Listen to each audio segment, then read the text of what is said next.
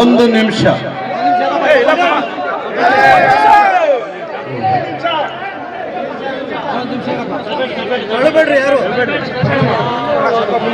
ಒಂದು ನಿಮಿಷ ನನ್ನ ಮಾತನ್ನು ಕೇಳಿದ್ರೆ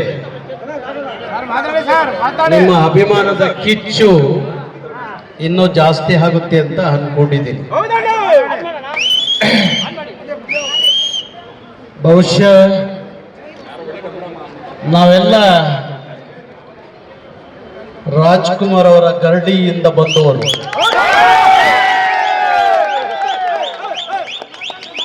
ನೀವು ಎಷ್ಟು ಮಟ್ಟಿಗೆ ಅಭಿಮಾನ ಇಟ್ಕೊಂಡಿದ್ದೀರೋ ಗೊತ್ತಿಲ್ಲ, ಆದ್ರೆ ನನ್ನ ಅಭಿಮಾನದ ಕತೆ ಕೇಳಿದ್ರೆ ನೀವು ಯಾವತ್ತೂ ರಾಜ್ಕುಮಾರ್ ಅವ್ರನ್ನ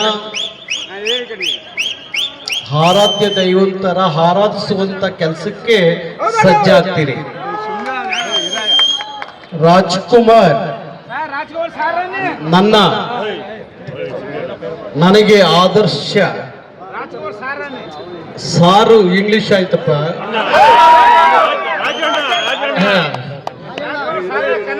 ಅಣ್ಣವರು ಕೇಳ್ರಯ್ಯ, ಅಭಿಮಾನ ಬೇಕು, ಕೇಳಿಸ್ಕೊಳ್ಳಿ. ಬಹುಶಃ ಇಡೀ ಭಾರತದೊಳಗಡೆ ಸೂಪರ್ ಸ್ಟಾರ್ ಯಾರಾದ್ರೂ ಇದ್ರೆ ಅದು ಡಾಕ್ಟರ್ ರಾಜ್ಕುಮಾರ್. ಬಹುಶಃ ಭಾರತ ಕಂಡಂತ ಮಹಾನಟ.